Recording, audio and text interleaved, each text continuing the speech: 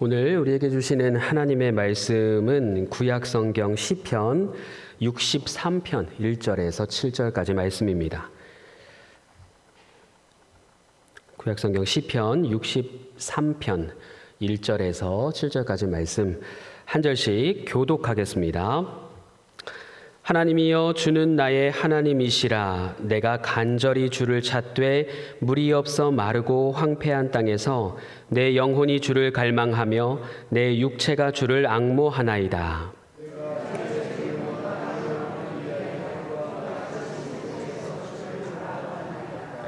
주의 인자하심이 생명보다 나음으로 내 입술이 주를 찬양할 것이라.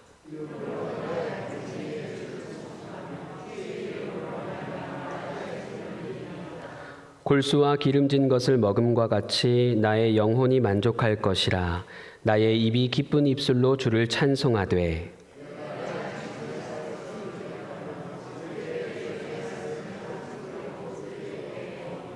함께 읽습니다. 주는 나의 도움이 되셨음이라. 내가 주의 날개 그늘에서 즐겁게 부르리이다. 아멘.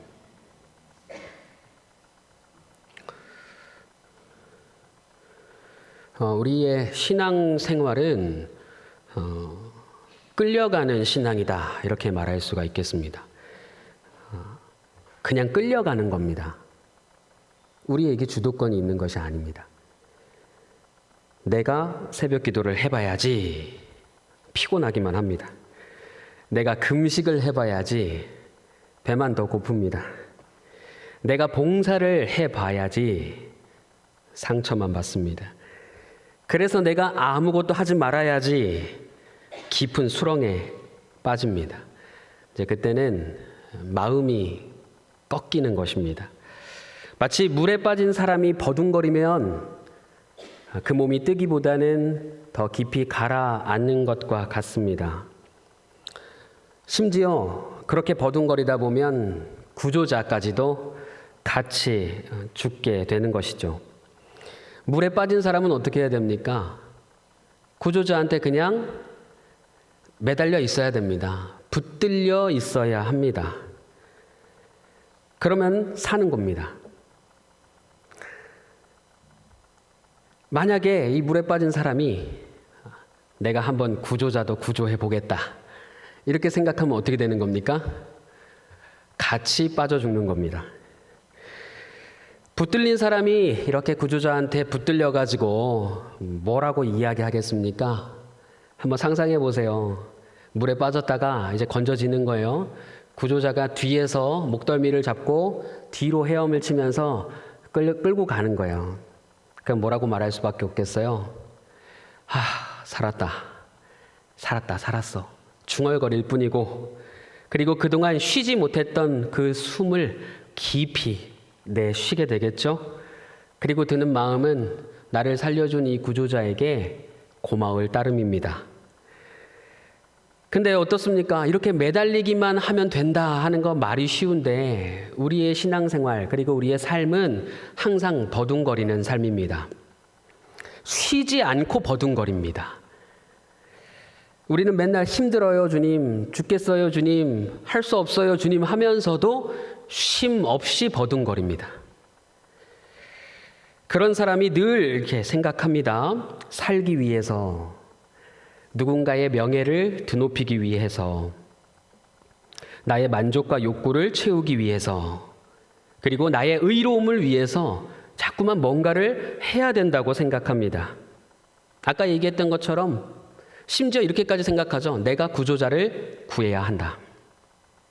내가 정의를 세워야 한다. 이처럼 사람은 그 동기가 선하다 하더라도 결론적으로 보면 절대 혼자 죽지 않는 습성이 있습니다. 죽이는 습성이 있어요. 그게 죄의 속성입니다. 누군가를 죽이려고 해서가 아니에요. 악한 마음을 품어서가 아닙니다. 그냥 하는 모든 행동이 자연적으로 함께 죽는 곳으로 계속해서 달려나가는 그런 습성이 있는 것입니다. 마찬가지로 우리 신앙생활에서도 아주 선한 동기를 가졌다고 하더라도 결론적으로는 신앙에 아무런 도움이 되지 않을 때가 많이 있습니다. 예를 들면 새벽 기도를 하다가 입술이 다 부르트고 피곤해서 눈도 빨개지고 죽겠는데 너무 피곤하니까 피곤한 나머지 직장에서 화를 낸다든지, 아니면 기도회를 가고 있는데 앞차가 끼어들어서 앞차한테 욕을 날린다든지, 뭐 이런 것들 있지 않습니까? 지금 우리는 뭘 하고 있어요? 새벽 기도를 하는 예를 들었고 기도회를 가는 차 안을 예로 들었는데 누군가에게 피곤해서 화를 내고 또 누군가에게 욕을 퍼붓고 있어요.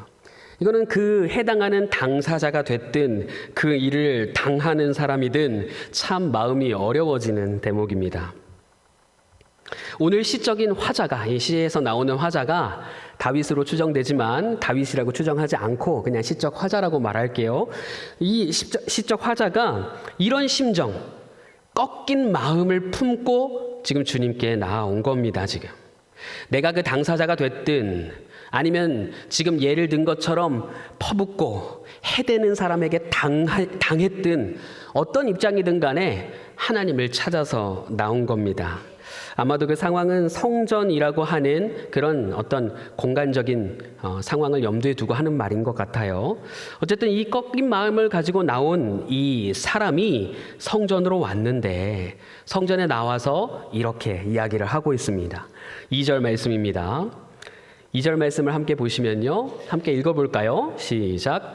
내가 주의 권능과 영광을 보기 위하여 이와 같이 성소에서 주를 바라보았나이다.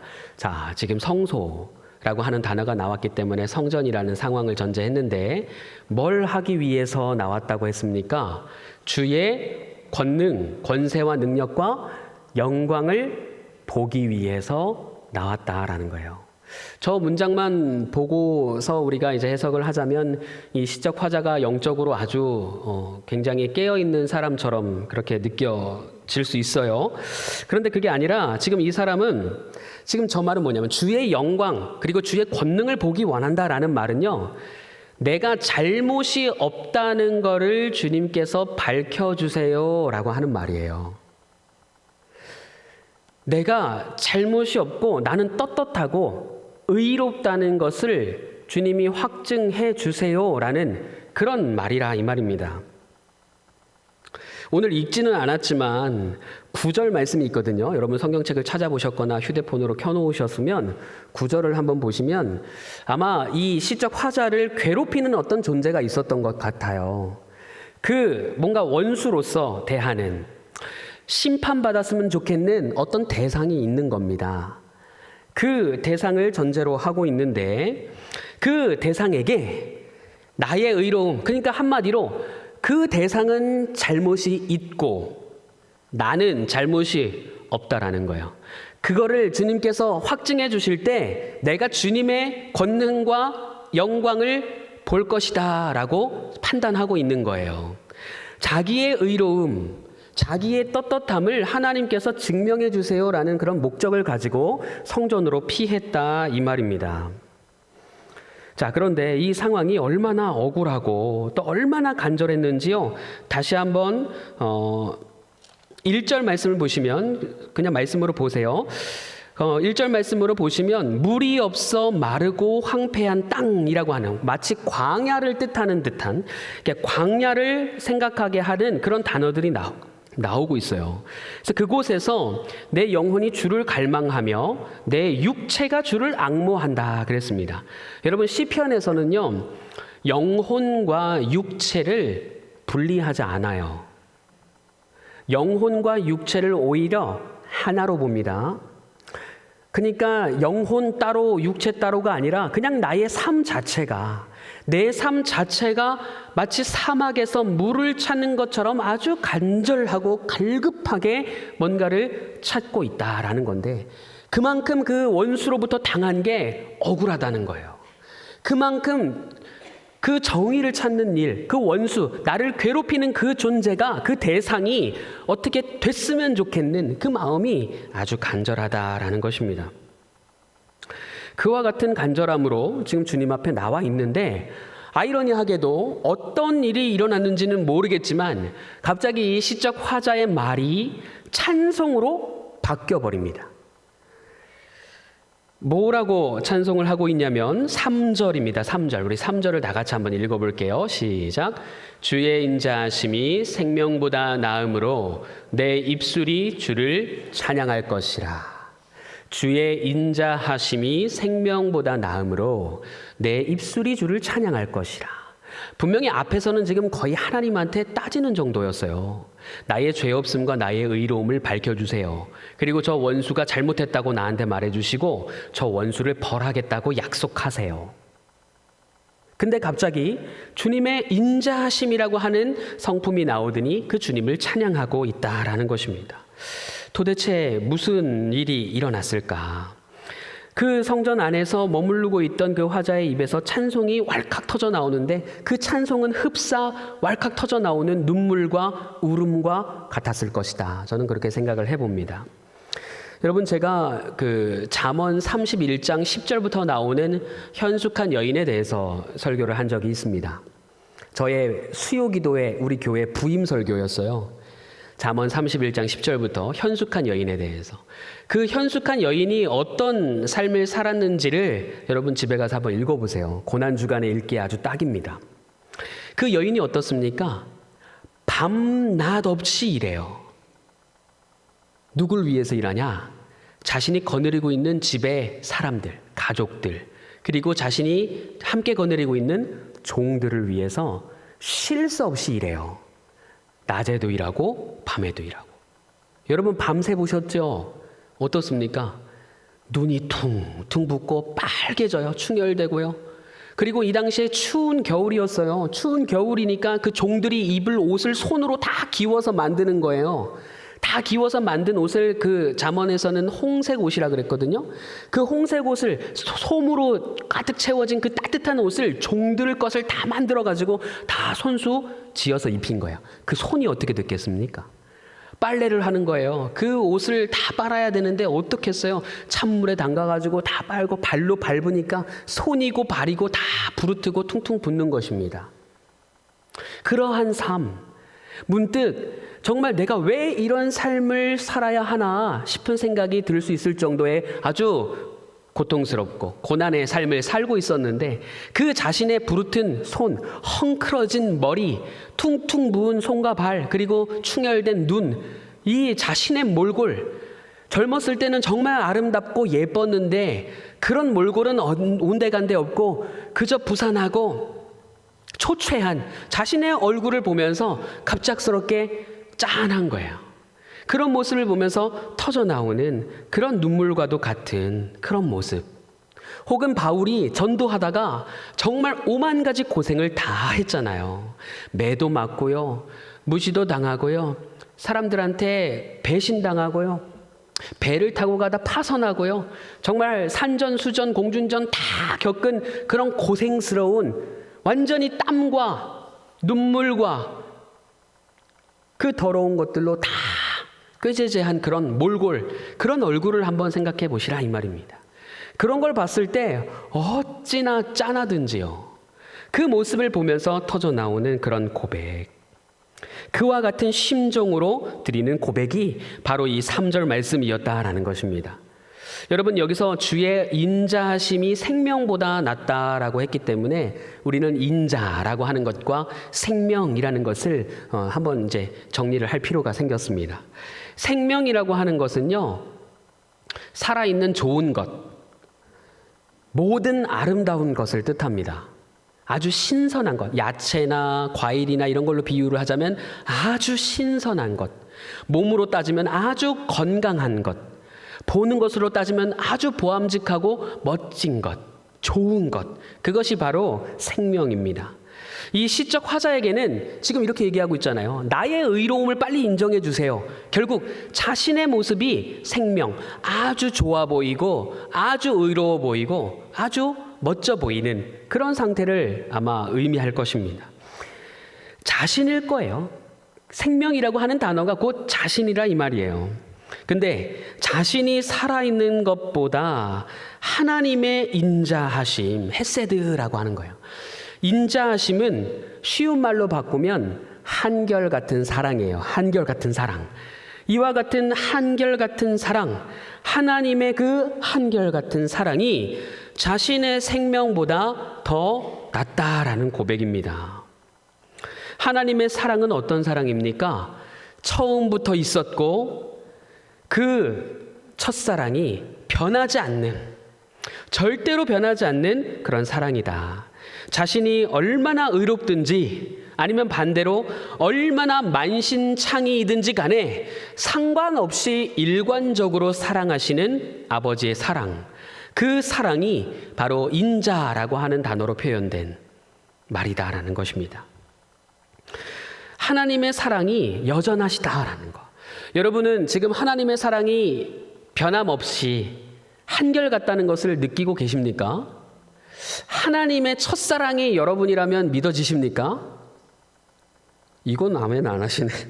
하나님이 우리는 모든 것을 다 우리의 경험으로 생각을 하니까 여러분들의 첫사랑과 지금 사는 사람이 다를 경우도 있기 때문에 그럴 수도 있다 본데, 하나님은 절대 그러지 않으세요. 하나님은요, 여러분 한 분 한 분이 첫사랑이에요. 이런 생각 해보신 적 있어요? 하나님이 여러분들을 선택하셨다가 잠깐 버렸다가 다시 좋아지고 그런 게 아니라니까요. 아니면 다른 누군가랑 결혼했다가 중간에 우리가 회심함으로써 그때부터 사랑하신 게 아니라 이 말입니다. 하나님의 첫사랑이에요. 스스로 한번 생각해 보세요. 나는 하나님의 첫사랑이다. 그럼 이제 주님이 묻는 거죠. 너는 내 첫사랑이냐? 너는 내가 첫사랑이냐? 그러면 아닙니다, 주님. 저는 그렇게 얘기할 것 같아요. 아멘 하시는 분들도 제가 봤습니다. 어쨌든 이런 하나님의 사랑이 느껴지는 것, 깨달아지는 것, 그게 언제냐라는 거예요. 그게 언제냐. 2절 말씀 함께 하반절 말씀을 보시면요, 뭐라고 했냐면 아까도 우리가 읽은 바와 같이 주의 권능과 영광을 보기 위하여 이와 같이 성소에서 주를 어떻게 했다? 바라보았다 그랬어요. 이와 같은 사랑이 깨달아질 때가 언제냐라고 물었을 때 주님을 바라볼 때라고 대답할 수 있을까요? 생각해 보세요. 여러분 지금 그러면 반대로 여쭤보면 지금 주님을 바라보지 않고 계십니까? 보고 계시죠? 근데 바라보아도 이 사랑이 느껴지지 않을 때가 있다 없다? 솔직하게 있다. 제가 드리고 싶은 말씀은요, 여러분 이렇게 바라본다고 해서 이 사랑이 깨달아지지 않을 때도 있어요. 우리의 행위가, 주를 바라본다고 하는 그 행위가 반드시 주님의 사랑으로 귀결되지 않을 수도 있다라는 거죠. 아니요, 더 확정적으로 이야기하면 주님을 바라본다고 해서 항상 주님의 사랑을 느낄 수 있지 않습니다. 우리의 행위에 달린 게 아니라는 말이에요. 자, 그러면 이게 무슨 말이 됩니까? 주님을 바라보았는데 만약에 이 사랑이 깨달아진다면 이건 누구의 주권이에요? 내가 주님을 바라봤다고 하는 그 행위 때문이 아니라 전적으로 주님의 은혜입니다. 전적으로 주님의 은혜입니다. 내가 주를 바라봤을 때 그 은혜가 깨달아지면 그건 은혜지 내가 주님을 바라봤기 때문이 아닙니다. 그러면 어차피 주님 바라봐도 깨달아지지 않을 수도 있는데 그러면 주님 보지 말아야 됩니까? 아니요. 그럼에도 불구하고 우리는 여전히 주님을 바라봐야 합니다. 주님을 바라본다는 건 시선을 어디다 두는 것일까요? 하늘을 쳐다보는 것일까요? 십자가를 쳐다보는 것일까요? 오늘 본문에 따르면 주님을 바라본다는 것은 하나님의 말씀을 향해 눈을 두는 것입니다. 7절 말씀인데요. 7절 말씀을 함께 보시면 함께 읽어볼까요? 시작. 주는 나의 도움이 되셨습니다. 내가 주의 날개 그늘에서 즐겁게 부르리이다. 자, 이 사람이 지금 어디에 있다 그랬습니까? 주의 날개 그늘에 있다라는 거예요. 여기서 주의 날개라고 할 때 모든 성경을 통틀어서입니다. 모든 성경을 통틀어서 주의 날개라고 하는 단어를 보시면 여러분들은 바로 이걸 연결시키셔야 돼요. 바로 언약궤입니다. 성소 안에 있는 언약궤. 언약궤에는 그룹의 날개가 형상지어 있죠.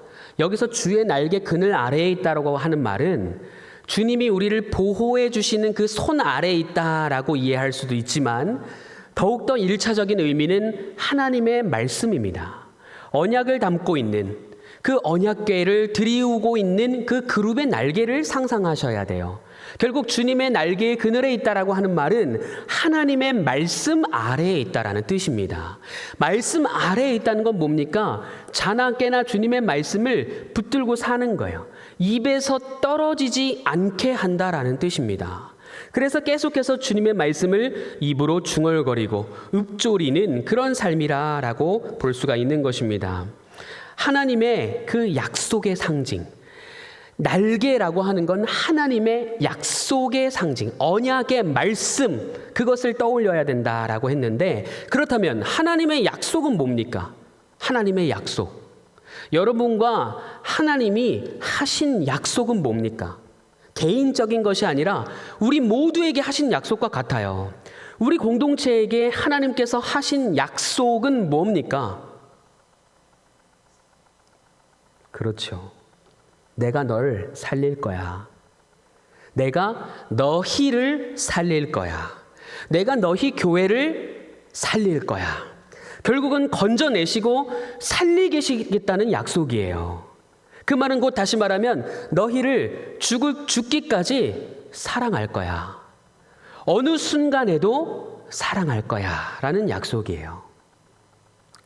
그 약속을 우리가 기억하고 그 약속 아래에 있을 때 이 사랑이 경험되고 느껴지며 그것이 은혜로 다가온다라는 것입니다. 여기까지는 아주 상투적인 진술이죠. 말씀 아래에 있는 거 다 알아요. 그렇죠? 말씀 아래에 있어야 되는 거 다 안다고요. 그때 은혜가 되는 것도 다 알아요. 그러나 결국 이것이 경험되고 체험되는 것은 완전히 다른 문제입니다. 6절 말씀이에요. 6절 말씀 보시면 이 사람이 지금 어떻게까지 하고 있나 한번 봅시다. 내가 나의 어디에서 침상에서 주를 기억하며 새벽에, 이 새벽을 강조하는 게 아니에요. 우리는 이제 새벽 기도를 강조하기 위해서 새벽에 이렇게 읽는데 오늘 본문에서는 새벽이 중요한 게 아니에요. 자, 새벽에는 살살 읽을게요. 새벽에 주의 말씀을 작은 소리로 어떻게 할 때? 읊조릴 때에. 작은 소리로 읊조릴 때에. 여러분, 지금 저 말씀만 보면 저 사람은 영적으로 아주 훌륭한 사람이 맞죠? 어디에서까지 지금 저렇게 주를 기억하고 읊조리고 있어요? 자기의 침상이래요. 자기의 침상에서 주님을 기억하면서 저렇게 말씀을 읊조리고 있다라는 거예요. 근데 여러분, 지금 저 말씀은요, 아까 시적 화자가 자기가 문제 상황에 처했는데 그 문제 상황을 피하기 위해서 성전으로 갔다 그랬잖아요. 그러면 지금 이 문제 상황이 침상에서까지 저 문제가 생각나고 주님의 말씀을 붙잡아야 한다면 그 문제가 지금 해결된 거예요? 안 된 거예요? 아직 안 된 거예요. 그러니까 저 사람이 영적으로 아주 훌륭해가지고 나는 침상에서도 하나님의 말씀을 묵상한다. 그게 아니라 아직도 문제가 해결되지 않았기 때문에 침상에서조차도 하나님의 말씀을 기억한다라는 거예요. 아직 문제가 해결되지 않았다. 여러분, 영적으로 훌륭한 사람은 침상에서 뭐 해요? 잘 자요. 뭔 기도야. 영적으로 훌륭한 사람은 침상에서 잘 자요. 그렇지 않아요? 우리 이 말씀은 기가 막히게 외우잖아요. 사랑하는 자에게 잠을 주신다. 영적으로 훌륭한 사람은 침상에서 잔다니까요. 근데 침대 위에서도 자꾸만 내가 그 죽일 놈 살 놈을 생각하고 내가 그때 그 말을 할 걸, 내가 그때는 왜 이렇게 받아치지 못했는가, 나는 무슨 말씀으로 저 사람의 길을 꺾어야 하는가, 하나님은 왜 그때 나에게 이 말씀이 생각나지 않게 하셨는가, 내가 이 말씀을 그 사람한테 딱 얘기했으면 나도 엄청나게 훌륭하게 보이고 그 사람의 입도 틀어 막을 수 있었는데, 이게 침상에서 주를 기억하는 상태예요, 여러분. 아직도 하나님 성전 앞에서 나의 의를 드러내 주세요 라고 말하는 그 상태가 지금 이 사람의 상태라니까요. 근데 어쨌든 주의 날개 그늘 아래에 있다라고 하는 건 이런 상태에 있다고 하더라도 영적으로 훌륭한 상태가 아니라 이런 연약한 상태에 있다고 하더라도 여전히 주님의 말씀을 작은 소리로 읊조린다라는 거예요. 주님의 말씀을 포기하지 않는 사람이다라는 것입니다. 그러니 영적으로 훌륭해지려고 자꾸만 노력하지 마세요. 이게 역설적인 거예요. 영적으로 훌륭하려고 노력하면 노력할수록 어떻게 되는 거예요? 바둥거리는 거고 우리는 더 깊은 물로 빠져드는 거예요. 그러면 지금 여러분, 우리는 그러면 어떻게 해야 되느냐? 제가 아까 벌써 답을 말씀드렸잖아요. 끌려가는 삶이라니까요. 물에 빠진 사람은 그냥 끌려가야 돼요. 우리는 모든 삶에 최선을 다합니다. 이게 옳다고 생각하고 저것도 유익하다고 생각해서 여러 노력을 다해요. 그 노력을 하지 말라는 게 아니라 그 노력을 하실 때마다 우리의 마음가짐을 어떻게 해야 하느냐? 모든 것이 은혜다라는 것을 알아야 된다는 거예요. 이건 주님의 은혜다. 그러니까 시적 화자가 갑자기 찬양을 했다 그랬잖아요. 이 찬양을 하면서 느낀 게 있는 거예요. 뭔가를 느꼈느냐? 그게 5절 말씀입니다. 5절 말씀을 함께 읽어볼게요. 5절입니다. 시작. 골수와 기름진 것을 먹음과 같이 나의 영혼이 만족할 것이라. 나의 입이 기쁜 입술로 주를 찬송하되. 자, 보세요.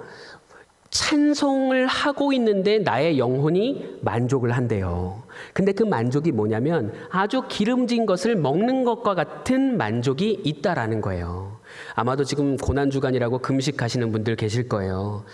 제가 여기서 먹을 음식의 종류를 몇 가지만 얘기해도 은혜스럽게 저를 바라봤던 눈이 원망의 눈초리로 바뀔 수가 있다라는 거 알아요. 오늘 제가 저는 참고로 금식을 아직은 하진 않습니다. 저의 일정이 너무나 정말 힘든 일정들을 보내고 있기 때문에 1월 만두를 먹었어요. 근데 1월 만두 하는 순간 벌써 몇 분은 벌써 피식 웃으시는데 만두를 못 드시는 분들이 이 자리에 계시거든요, 지금. 그렇죠? 그렇잖아요. 그걸 딱 한 입 먹었을 때 엄청난 만족이 있다라는 걸 우리가 알아요. 근데 저 말이 좀 우리말로 저 상태로 번역하면 좀 많이 이해가 어려운데 루터가 저 구절을 아주 기가 막히게 번역을 해놨어요. 루터의 번역으로 읽으면 저 말은 곧 이 말입니다. 한마디로 요약하면 내가 찬송할 수 있는 게 기쁨이고 희열이다 라고 번역해놨어요. 내가 찬송할 수 있는 게 기쁨이고 희열이다. 그러니까 요약하면 하나님, 내가 의롭고 저 사람이 악하다고 말해주세요. 나는 아직도 침상에서 그 일이 떠올라요.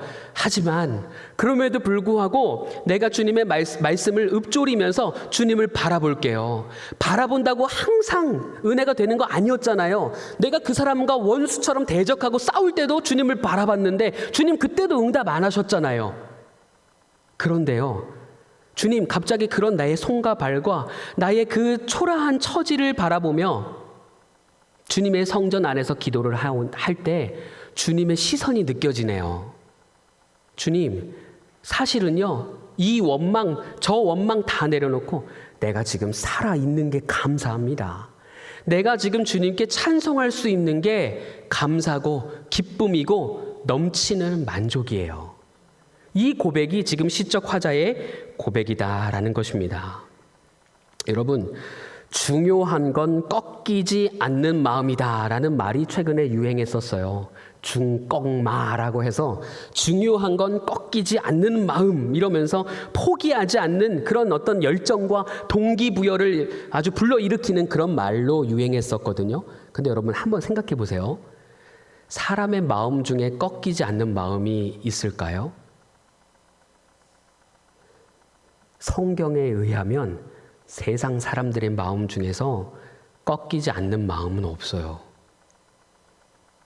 세상에서 가장 악하고 더럽고 자신을 잘 속이는 게 자신의 마음이라 그랬고, 무릇 지킬 만한 것 중에 너희의 마음을 지키라고 그랬어요.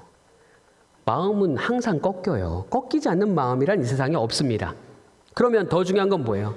이 시적 화자의 마음을 가지고 살아가는 사람들의 고백은 뭐냐면요, 꺾여도 하는 마음이에요. 꺾여도 계속 하는 마음이라고요. 꺾인 마음이 중요한 게 아니라 꺾여도 계속 하게 만드는 무언가가 있다는 거예요. 그게 바로 주님의 인자하심이고 주님의 한결같은 사랑이라는 것입니다. 여러분, 우리의 어떠함을 생각해 보면요, 부끄럽기 그지없는데 주님은 한결같은 사랑으로 우리를 덮어주십니다. 찬송할 수 있는 게 감사할 따름이고 내가 하나님을 저주하지 않는다는 게 감사한 것입니다, 여러분. 그래서 우리의 삶은 무엇으로 점철되느냐? 중얼거림, 깊은 한숨, 그리고 작은 고마움. 이러한 것들로 점철되는 것이 우리의 생명이다. 근데 그래서 우리가 하루하루 살아가면서 뭐라고 고백해요? 하루하루 대단한 업적을 이룬 게 아니라 하루하루 살았다. 오늘 하루 살았다. 그 속에서 주님 감사합니다. 오늘 하루 이 정도면 충분합니다. 이게 우리의 고백이지 않겠습니까? 이와 같은 고백, 대단한 무언가, 내가 주님의 뭔가 대단한 걸 이루겠습니다. 예를 들면 베드로를 예를 들어볼까요?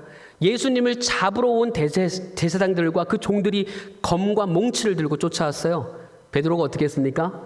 자신이 무장하고 있던 칼을 꺼내서 그 대제사장의 종 말고의 귀를 잘라버립니다.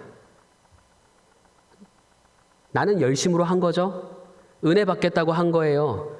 근데 주님이 도대체 누굴 위해서 지금 그렇게 잡히시고 누굴 위해서 죽으시는 겁니까?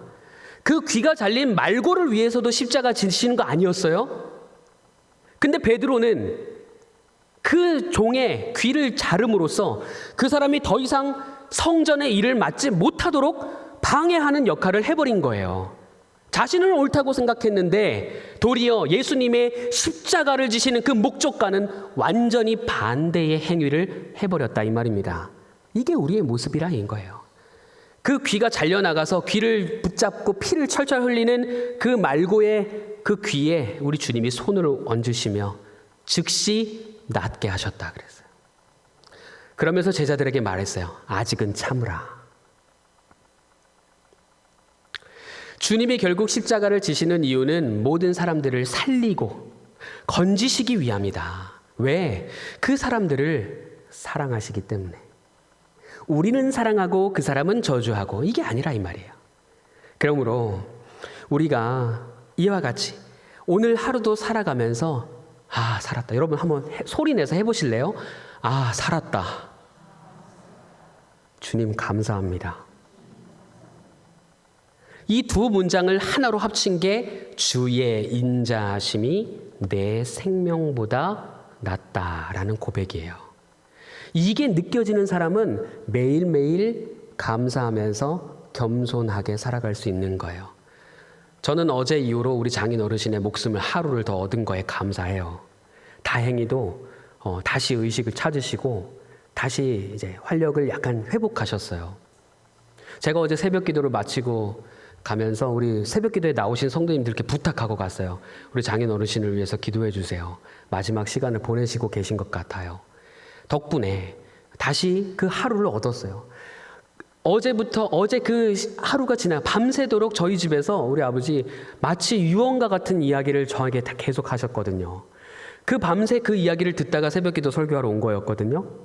그러니 저에게는 이 하루가 얼마나 소중한지 몰라요. 여러분들도 이런 체감, 하루하루가 감사하다고 하는 그 체감, 그 감사함으로 함께 살아가셨으면 좋겠어요. 대단한 고백이 아니라 앞으로 우리 교회에 주의 인자하심이 내 생명보다 낫다.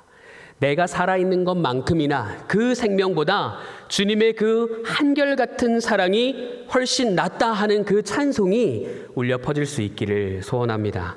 또한 이 찬송이 여러분 삶 가운데 가득하기를 주님의 이름으로 축원합니다. 살았다. 감사합니다. 하는 이 잔잔한 찬송과 고백이 여러분들의 삶을 주님의 삶에 더욱더 가까이 인도할 것입니다. 마지막으로 요한복음 21장 18절 말씀 읽고 마치겠습니다. 자, 함께 읽겠습니다.